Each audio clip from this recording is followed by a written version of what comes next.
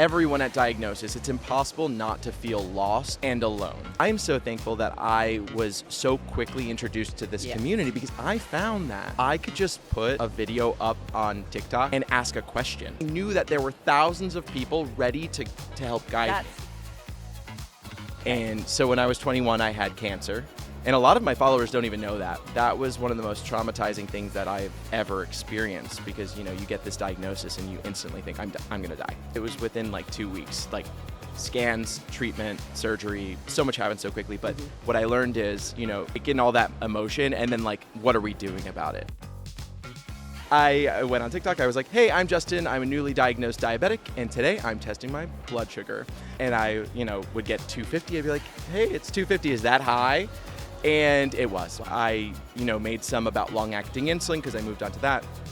And these videos, soon after they were posted, blew up and received so many comments with, Justin, you have... Hi, everyone.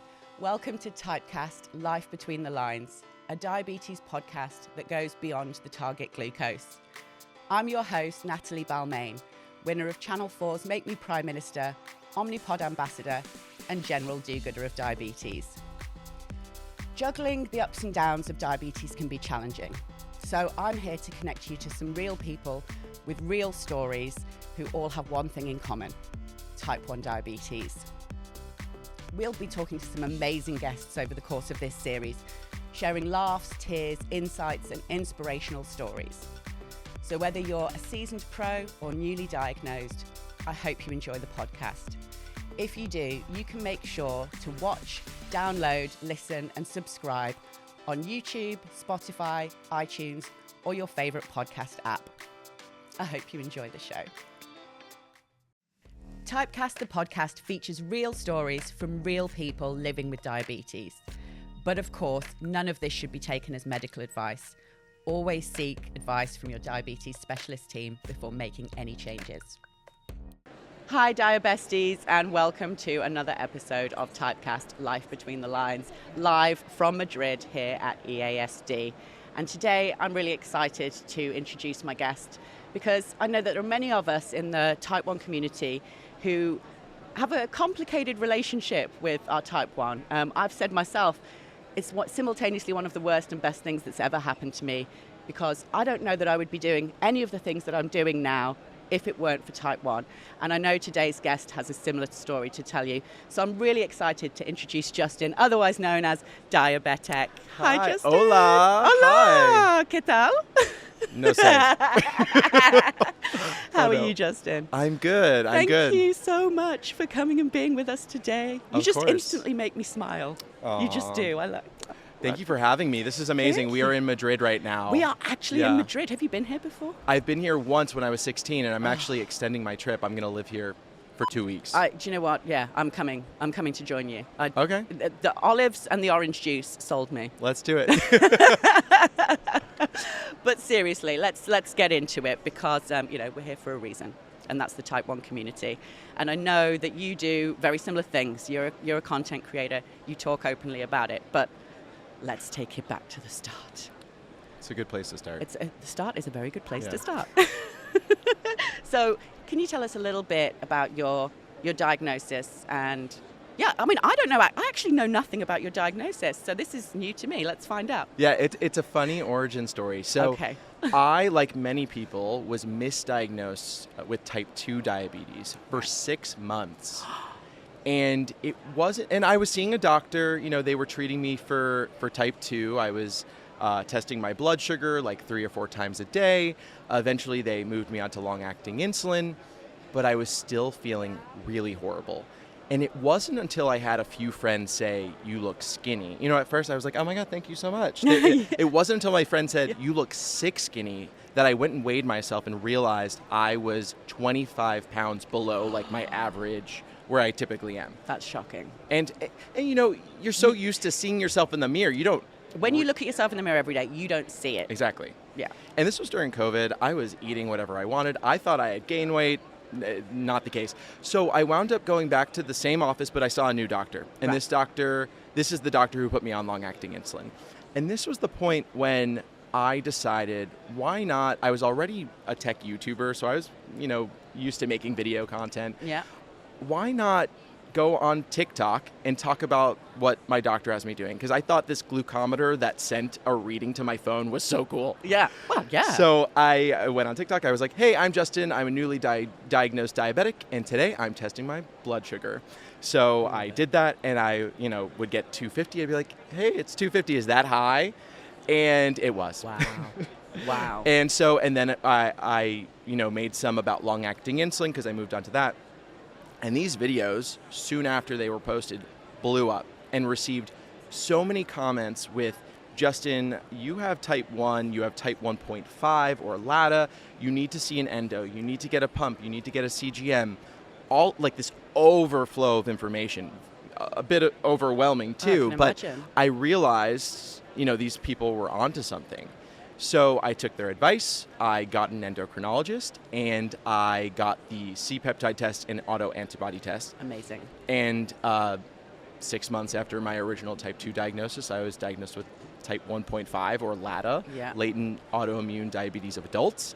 And it's because of the community, the type 1 community that was on TikTok. And isn't that incredible?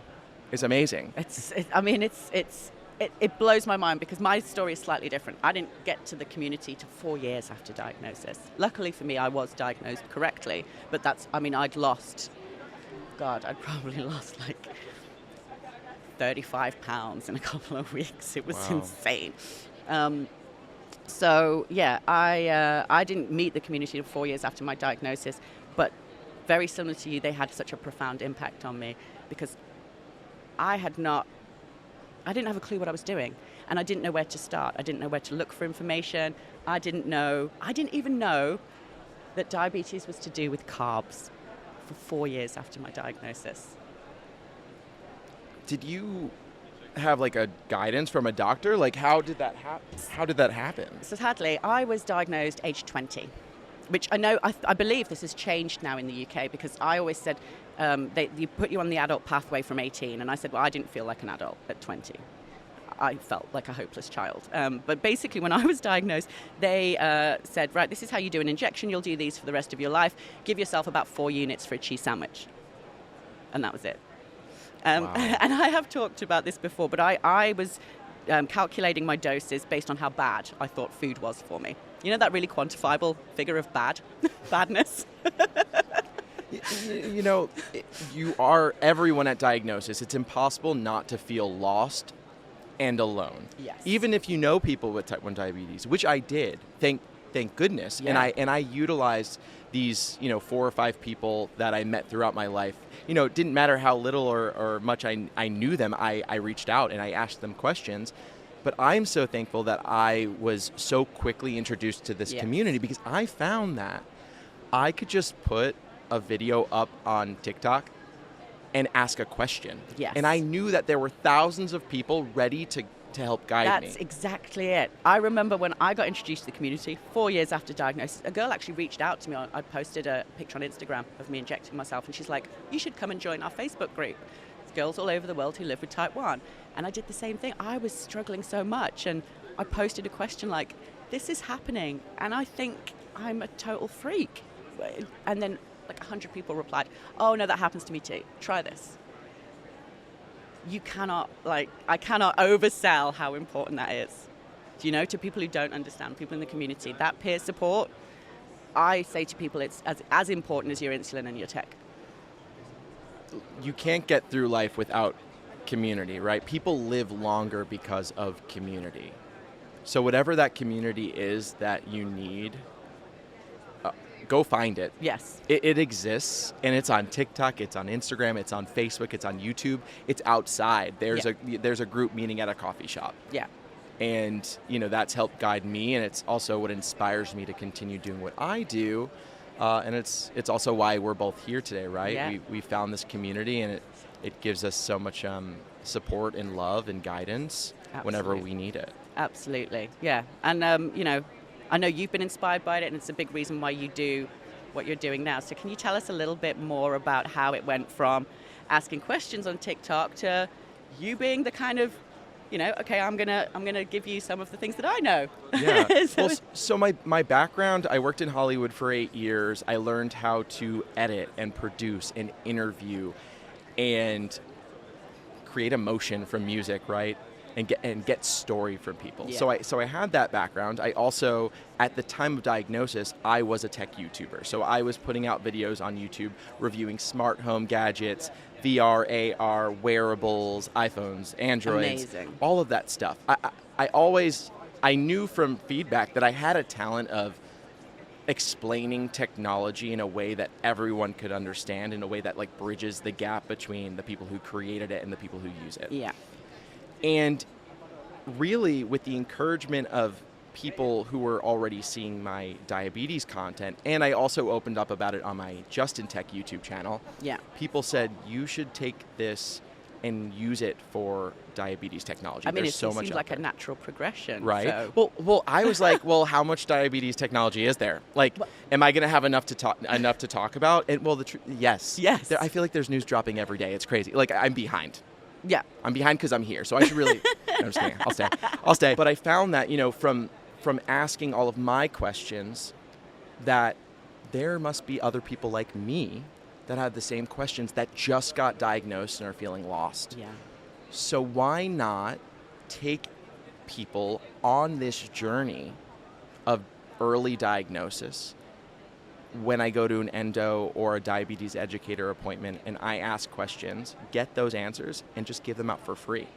Because people don't have access. They don't, in my country, they may not have health insurance, and they may not be able to see these physicians. So if I could just go in an appointment and ask how to count carbs or what apps are out there that will help me do this and get those answers and just put it up on social media, I'll do that. So that's kind of how it started, is I would just take the information I was fed and put it out there. And then as I started using the technology, right, I got my CGM for the first time. I got my first smart pen. I got my first pump. It was just a natural thing for me to want to talk about it, right? What it was like getting it for the first time, what it was like setting it up, what it was like that first day wearing it, that anxiety behind it, what a low felt like using it. And I mean, can I just stop you there? Yeah. Because that's an amazing question, and I like to ask everybody because it's such a difficult thing to describe. So how do you describe it? How do you describe a a low? low? Yeah. Well, that's the thing. It's hard to describe a low, especially to people who will never experience it. Although everyone to a degree experiences a low blood sugar because, they get very hungry. But people who don't have diabetes truly will never understand how lost, confused, anxious, panicky, sweaty, tired, exhausted you'll feel. So rather than try to sit here and explain it, let me just take you into it. Yeah. Let me invite you to be sitting by my side in that moment when I'm having a panic attack on a plane and I'm sitting between two people and I've never felt more alone in my life. Yeah. This happened a few days ago. Mm-hmm. And I'm Diabetech. Yes, but this is it, though. And I think that's really a really important thing to talk about because, for so long, social media, and not just in the Type 1 community, although it does happen in the Type 1 community, but across the board is a highlight reel. And people post their best pictures, their funniest quotes, their most amazing moments. But when you are, and I use this, in quotation marks, influencing, and especially in the Type 1 community, there is no benefit to sugarcoating this, in my opinion. You agree? Yeah, so I don't think if anyone wants to be quote unquote successful being a influencer, don't go in wanting to influence. Yeah. There was never this thought that was, I want to be an influencer and I want to show off all this cool stuff and like my awesome life. It was, I want people to understand. I want people to learn. I want people to smile. I want them to feel less alone and supported. And so it's interesting. I open up so much of myself and I don't even really give it a second thought. That's amazing because it can be hard. It can, and that's why it's a privilege to be able to be that person who can do it when others don't feel comfortable doing that. And so they have someone who feels exactly the same and can express themselves and what everyone else is feeling, but may not be able to verbalize it.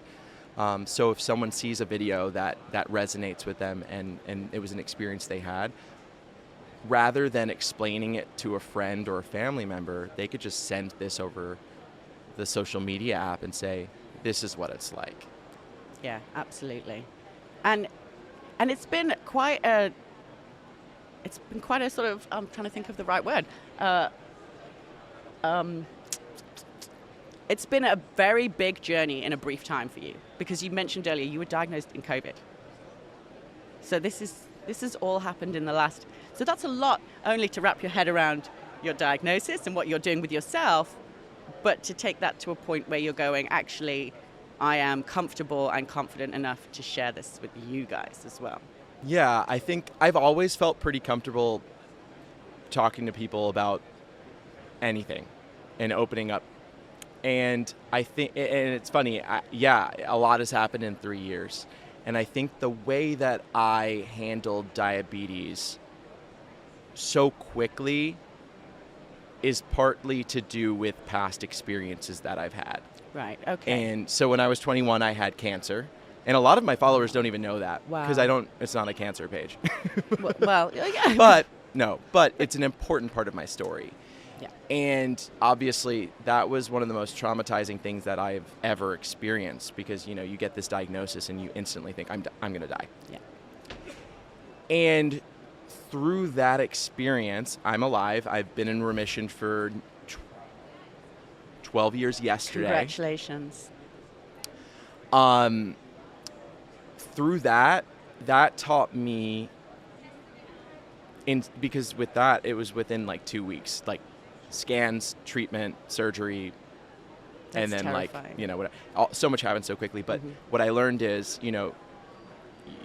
take in all that emotion and then what are we doing about it? Yeah. And so since then, my entire life, I've always found, or I've always prioritized my health.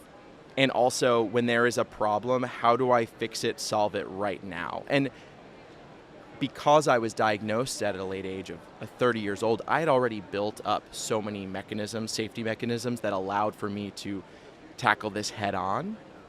And so, I was diagnosed. I, got my long-acting insulin. I cried that day. And then the next step was, all right, what are we doing about this? What's the best stuff out there to do this? Oh, so many people have type 1. I already know so many people. So I realized quickly, I worked through that pretty fast and just realized there are so many other people that have gotten through this.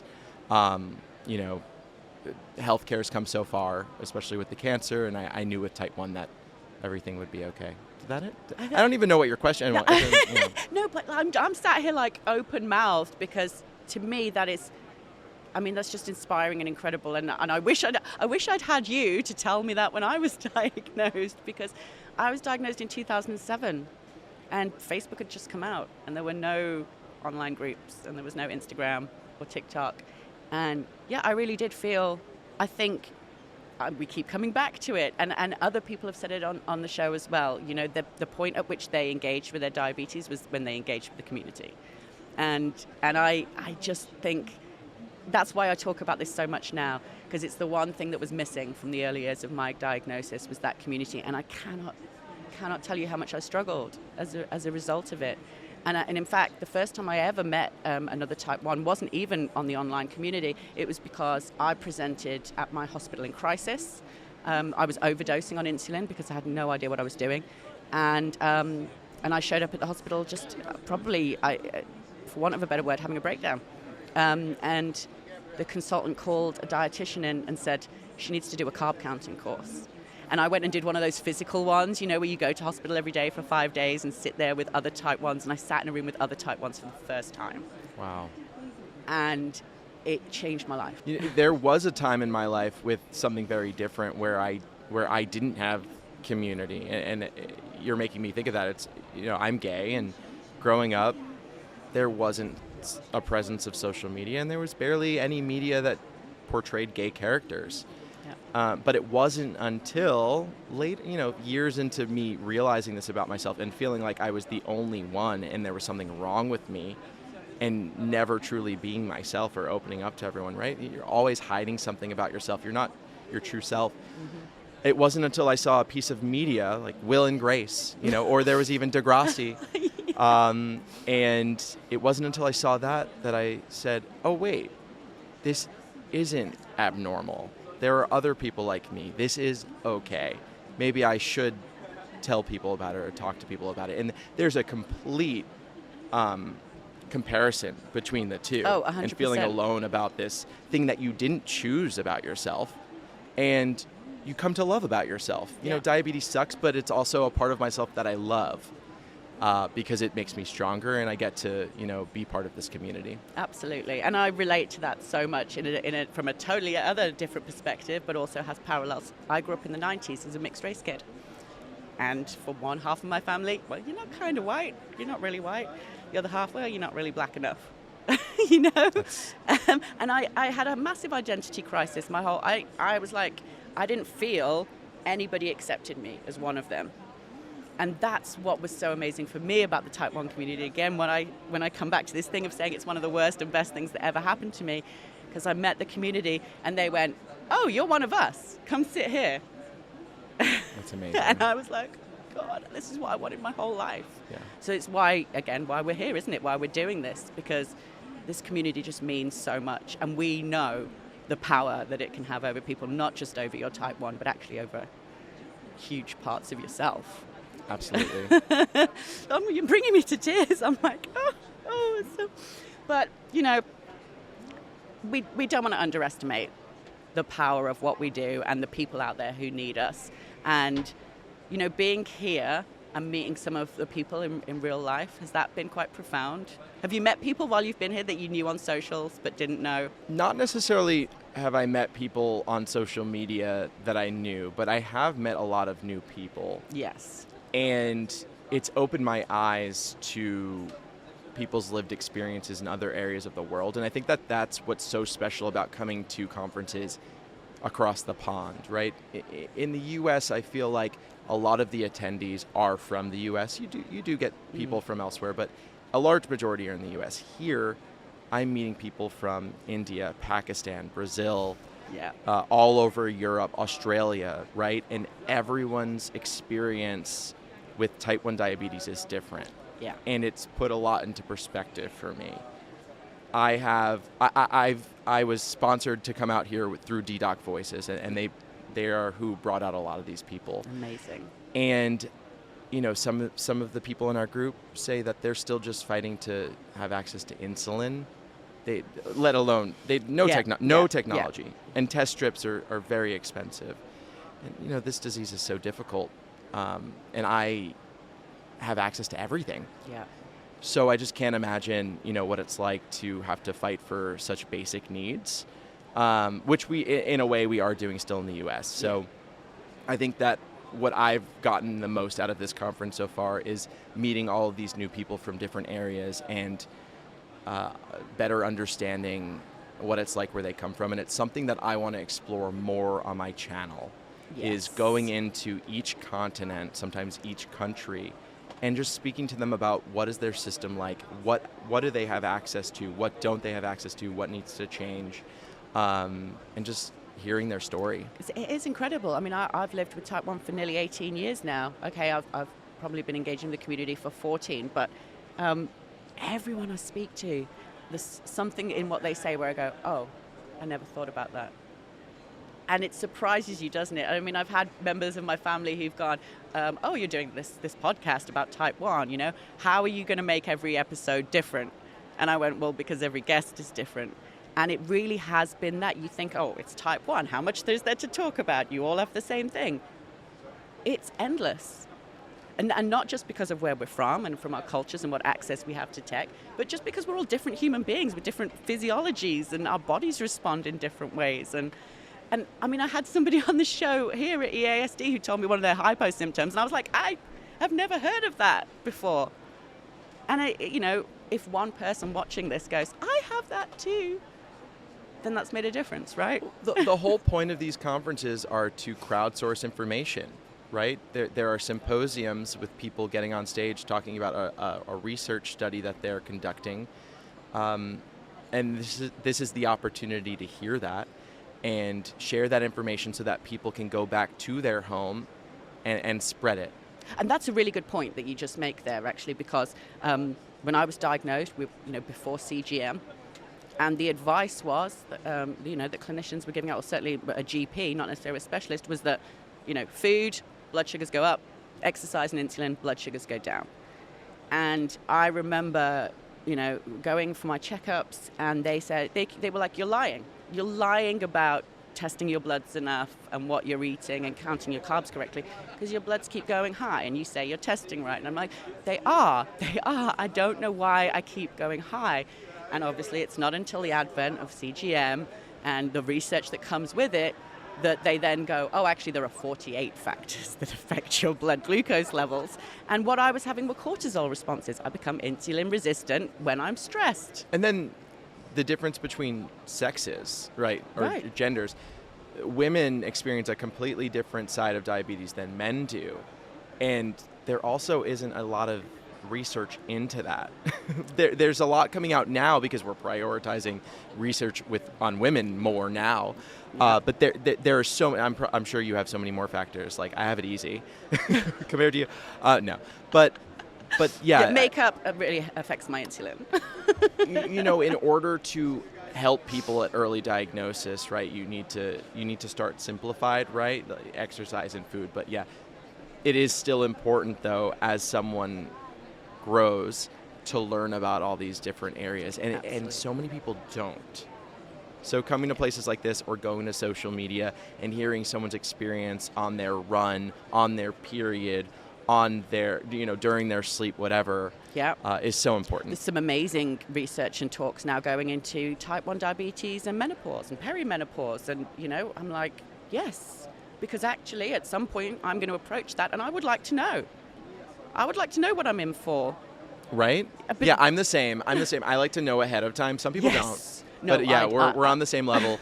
I like to, tell me how it's going to be, like weeks ahead. Yeah. Prepare me. Yeah. Because I don't want to have anxiety when it happens, and I won't have anxiety about it going to happen, I don't think. No, we are lived experience. This is not medical advice. We're not doctors. However, there is a huge amount that you can get from lived experience people and peer support that is not medical advice, but is still incredibly beneficial. Just even to know that you're not a freak. I thought I was such a freak for some of the things that were happening to me. And then other people come on the group and go, oh, no, it's fine, it happens to me too. And your anxiety comes down. You're less stressed. That actually improves your blood sugars, It's about visibility and awareness, and I think what I try and do also is not only create content for people with diabetes, but I think just as important is creating content for people without it. Absolutely. So whenever I'm putting a piece together, I think, how is this going to be understood by both communities? Because I want people with diabetes to be able to send it to someone without, who can then understand diabetes better. And that's incredibly important. Well done for that, because I always say type 1 diabetes is like one of the most well-known and yet least understood conditions out there. Yeah, and we're a minority. And what's so nice is, we come here, we get each other. Yeah. But, if I can help someone who feels uncomfortable and have all the people that surround them understand them better, then I've done my job. I think you're doing an amazing job, Justin, and thank you so much for coming in and chatting with us today. We're done. We're not yet. Okay. Not yet. I'm not letting you run away just yet, because we're going to have a short break. Okay. And then I'm going to bring you back for a slightly more fun half of the show. Oh, well, I had fun. That's going to be great. Oh, this is going to... Okay. The fun is going to continue. It's going up, baby. It's going up. But awesome. Please, everyone, stay with us. We're just going to have a short message from our sponsor, and then we're going to be back with Justin for some funny stories and quick-fire questions. Don't go away. As many of you know, I've lived with type 1 diabetes for over 16 years now, and it certainly comes with its challenges. Whether that's the sleepless nights, the constant glucose checking, knowing what you want to eat so you can bolus in good time, or any of the 40 or so odd factors that affect our glucose levels. After living on multiple daily injections for over 10 years, I knew I needed something different. But I had a wish list. I wanted something that was going to help me with my diabetes management, but without imposing on my life too much. Then in 2018, I met Omnipod. An insulin pump, but different. It's a pump without tubes. Omnipod lets me live my life without multiple daily injections or the worry of my clumsy self pulling my tubing out. Omnipod helps me live my life my way without compromising my diabetes management or my quality of life. If you'd like to try a demo pod, you can order your own pod experience kit from omnipod.com/typecast and try it out for yourself. The link is in the description. Now, back to Typecast. Hi, Diabesties, and welcome back to part 2 of this very special episode of TypeCast Life Between the Lines with the very lovely Justin. Hi, Thanks. we're back. Thanks for staying with me. Thanks Of for not course. running away. Happy to. I have lots of things to do, but I'll stay. Oh, I love it. I love you. You're the best. So let's carry on. We did our serious chat in the first half of this show, and let's be honest. You know, diabetes is serious and it's tough, but I would say that most people living with type 1 have at least had a couple of experiences where they go, you have to see the funny side. Because we do. If we didn't laugh, we'd cry, probably. So do you have any funny stories, embarrassing stories that you would like to share with the group? Yeah, so I think I have a couple that relate. So I think like one thing that I find funny with my diabetes, or the way I handle it, is when I go out dancing. Oh, I love this story already. You know, you go to the club and then you see someone cute and you're like, Yeah. "Hi," and then they like look at you 3 times. You're like, okay, I can go up to them. They looked at me 3 times. And so if you start dancing, something that I've found that helps me like get over the whole I'm wearing diabetes tech thing and not make it a thing. I make it a thing so it's not a thing. I love that. Kind of. Yeah. So like we're dancing, you know, we're like bodies are touching, like there's sliding happening, whatever. You know, hands are starting to like, you know, caress you. But before they get too caressy, you want to take. So what I do is I'll take their hands, and I'll take one hand, I'll put it on my pod. I'll be like, that's my pump. I take their other hand, I put it on my other one, and I'm like, that's my CGM. I have type 1 diabetes. It doesn't hurt when you hit them. Yeah. Oh, I'm Like so glad you said that. Yeah, like you can please be aware that they're there just so you don't knock them off. But like you can slap them. Yeah. You can hit my pod. Yeah. So that kind of leads me into my next story though, which is an actual story. So I was on a date with this guy, and you know, he's cute. We were on a date. Yeah. And we were gonna go out on like a whole day. So he gets to my place for like wine and charcuterie. And of course, I go into the other room and I'm coming back, and this happens to everyone. I turn quickly and hit the corner of a wall, and my pod just flies off. And I'm like, and I feel like when you have type 1 and you're with people who don't, I always feel the urge to say, this never happens. Yes. Yes. Or this happens so rarely. Like, you know, this, you know, you're not going to have to worry about this all the time, because there's that little like anxiety or not anxiety, worry that it's going to be too much, but also you don't want to date someone that's too much. Yes. Anyway, so I ask him, I say, you know, do you want to watch me put on a pod? He says yes, so that's great. So I like take one, I show him the whole process, I put it on. But when you're like showing someone how to put on a pod, you may not put it on perfectly. Yes. Because you need to like focus and look at the mirror sometimes. So I put it on, and it was not like I overlapped some of the adhesive. It wasn't great. We go on our date. We get back after a long day, and we go to the bedroom. Yeah. And we're kissing. Yeah. And then we're hugging. Yeah. Sexually. And we're just, doing things that you do on a date. Yeah. And so what had happened was I look over at my shoulder, and the pod that I had put on is like falling off. It's not on. And in that moment, I said to him, this never happens twice. And if you date me though, this is something you're gonna need to get used to. Like things like this happen. I'll be right back. You stay right there. Yes, we're going to take a short commercial break. Okay. No, I mean to change your part. Oh, exactly. I was like, oh wow, they're cutting me off. No, exactly. Yes. You know, but I think it's important.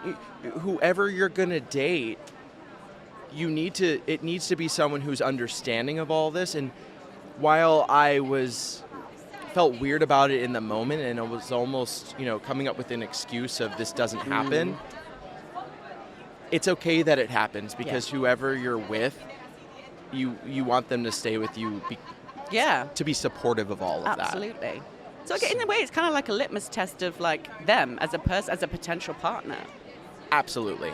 I think that's a great, and I'm so glad to go back a little bit to what you were saying before about the dance floor as well. That's the thing that really frustrates me sometimes, when somebody wants to pretend like you're a China doll. Oh, I can't, does that hurt? I'm like, no, it doesn't hurt. It's fine. Touch it, whatever. Well, and it's totally understandable that people are, don't want to hurt you. They know, oftentimes they know nothing. Yeah. And that's their way of being supportive and understanding. Absolutely. I see where they are. I'm not going to touch you there. So I just, right off the bat, I tell you how it is. And also, this is your out. If you're shallow and this is too much for you, like, don't just walk away. Oh, yeah. I'm not going to waste my time here. Yeah, absolutely. I remember going on a first date once with a guy who I told him straight up that I was type 1, and he looked me in the face and said, so do you find it hard to get a boyfriend because of your diabetes? And I was like, Bill, thanks, see you later. Thanks for just giving me that up front. Yeah, get it out there right at the beginning. Don't waste your time. Time is valuable. The older you get, you realize that. So I'm going to tell you all of this. I'll tell you this. If we met online, I will tell you, well, no, I don't tell people in a text. But if they get to my Instagram, they'll see it. Yeah, absolutely. And do you know what? I have had a couple of nice things, actually, where somebody's, obviously, we've met online, and they've looked at my social media, and they've come back with a really nice message. Oh, you're type 1. Oh, tell me more about it. Great. Green flag. Absolutely. Yeah. People who want to better understand, ask questions. Yeah. And then aren't overly, too much about it. When you look at your phone, like, your sugar's okay. Yes. I've had to tell people, no need to ask. I'll let you know if something, I get that you're trying to be supportive, but less is more sometimes too. Oh, 100%. 100%. Actually, I've just thought of a funny story that to do with dating, seeing as we're on the conversation. My parents still follow, my dad and my stepmom still follow my Dexcom readings, and they will always phone me to say, are you okay? Except one time I happened to go home with somebody after the club. Oh, no. And I had a hypo at 2 a.m. and had to explain to this guy, sorry, my dad's just ringing me. Oh, my God. Just 1 second. Sorry. And the hypo, and the alert from the hypo is already like, what? And then this guy's like, I'm trying to sleep, and this girl's talking to her dad on the phone. Yep. I had that happen the other day. I was staying in a room with some people I didn't know, in a hotel room with some people I didn't know, and that alarm goes off, and you didn't let them know it could happen. Yeah. And there's a weird feeling when that happens. Yeah, definitely. Yeah. I don't think I'd put myself in that situation again, to be honest. But anyway, let's keep the energy good. Let's keep it fun. Are you ready for some quick fire questions? Give it to me. Oh, give it to me, baby. All right. I'm going to start you off easy. Okay. Pump or MDI? That's tough. Do you think? Whatever's best. Oh, I love that. Whatever's best for the moment. I love that answer. Yeah. I love that answer. That's really nice. You're the first person to say that. I think they can coexist. You know what? I was chatting to somebody yesterday who regularly takes pump breaks. And I was like, oh, I don't do that, but that's really interesting, and I can see the benefits of that. Okay. A lot of people, sometimes people go on vacation and they just want, for a week, they're going to go podless. Yeah. Yeah. Avoid the pod tan lines. Yeah. Oh, I have placements areas for tan lines. Yeah. I tan so easily. I've just got that skin type that I could tan in Manchester in England. It's crazy. And do you remember when the distressed jeans were in fashion with all the rips? Yes. Oh, I did. Oh, I did. I got tiger legs. That's kind of cool. I mean, I thought it was pretty cool. Yeah, I like that. That's fun. All right, next one. CGM or finger pricks? I feel like you're Well, going to say this. CGM. Yes. No, CGM. Yeah. Nobody likes finger pricks. No, you still have to use them right, but I prefer to not have to. Yeah, absolutely. I'm Yeah. with you on that. Okay, phone or text? Are you a caller or are you a texter? Caller, but it's got to be quick. Yes. Straight to the point. I need tone. Yes. I can't get it through text. Yes, that's it. That's why No. I like to I'm call, like- because I need to hear your emotions. Yeah, like, are you being nice or Yes, mean? yes. I don't know. Because- Add an emoji, please. Well, yeah, because if you leave it ambiguous in a text, my automatic reaction will be, well, you hate me. You must hate me. Is there a period at the end of that sentence? Right. Or an exclamation point? Right. Okay, I've changed this one slightly, especially for you. Okay. Instagram or YouTube? Very different. Very different. Instagram is a great way to get information out in under 90 seconds. YouTube is a great area to expand on that same thing, but get into the details. Yes. They're completely different platforms and completely different audiences. Over 70% of my audience on Instagram are female, and on YouTube, over 60% are men. Interesting.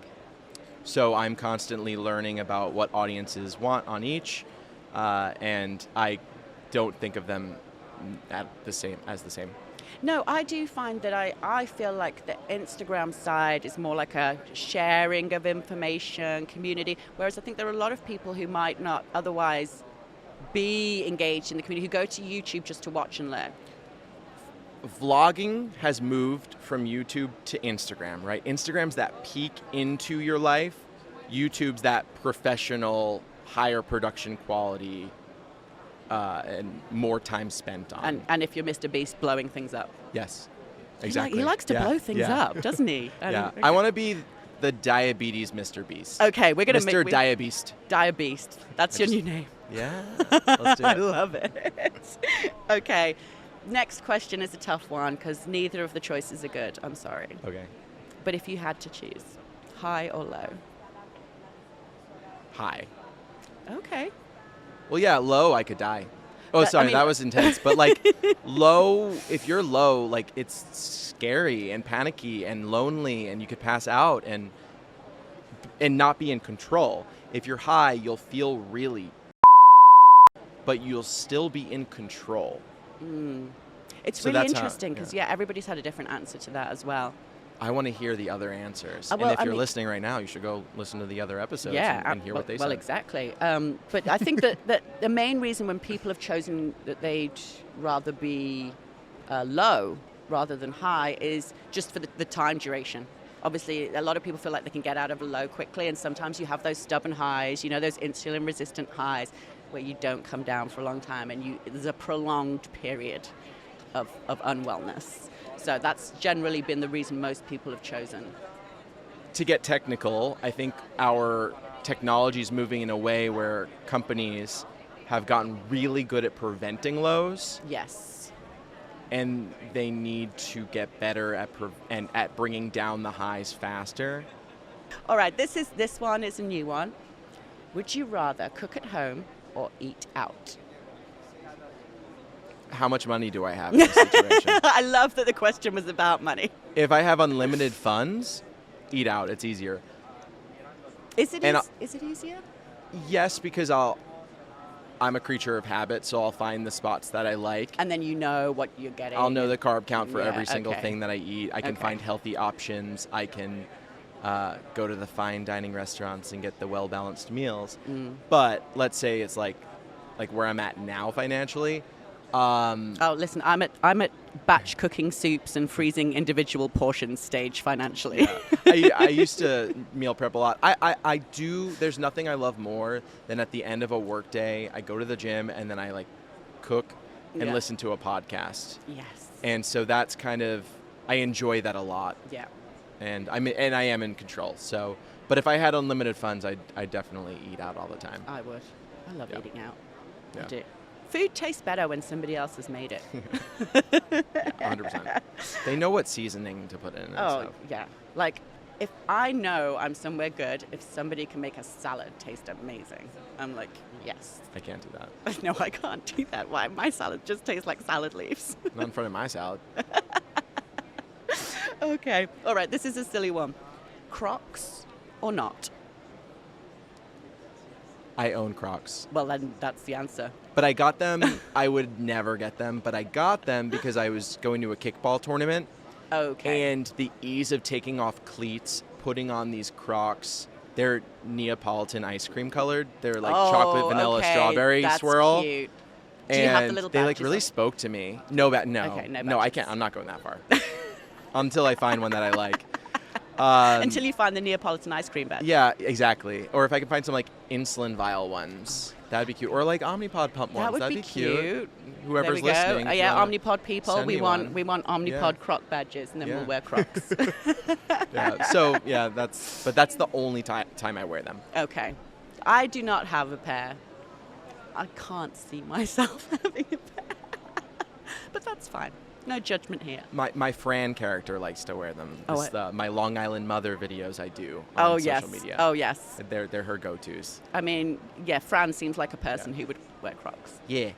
Go get my Crocs. I'm going on a walk. We got to lower the blood sugars. I just talked to her. You kidding me? You don't have badges for your Crocs? Go get a pin. They're 50% off. They're 50% off. Yeah. Oh, my God. Okay, last one. I'll come back on the show and I'll only do Fran. Please do. We're going to have another episode with Fran. Yeah. Okay, last one. HbA1c or time in range? Time in range and standard deviation. Yes. Because time in range means nothing without standard deviation, which is the distance from your target, right? You could be Yes. 80% in range, but if you're going extremely high and extremely low, your A1C doesn't really matter as much anymore because it's, completely off because of the highs and lows. And it's not, it's not going to tell you the complete, all the information. That was a very thorough answer. Thank you for that. All right. Not medical advice, just, Once again, none of this should be deemed medical advice. We're lived experience people and we're sharing our own experiences of life with type 1. what she said. Okay, all right, that's the end of the quick fire rounds. So Not so quick, sorry. I know, they never are. Yeah. They never are. It's false advertising, Yeah. fake news. So before I let you go, Justin, I do like to end these shows on a positive note. Love that. Thank you. It wasn't me. It was our lovely producer. Well done, Becky.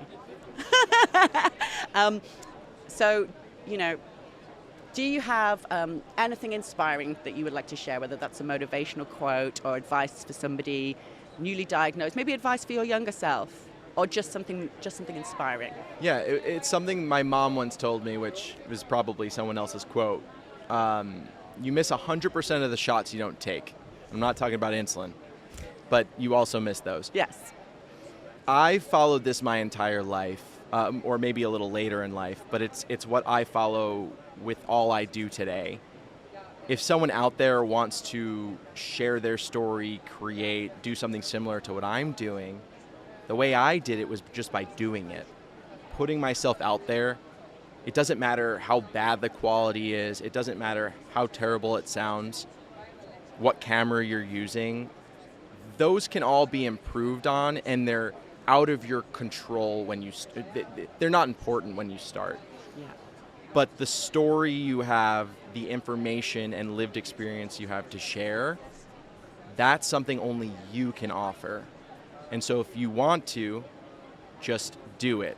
Don't worry about the tech you have or what you're using to put it out there. Just do it and go from there. I think that's absolutely like the best advice, and definitely how I try and live my life. And I think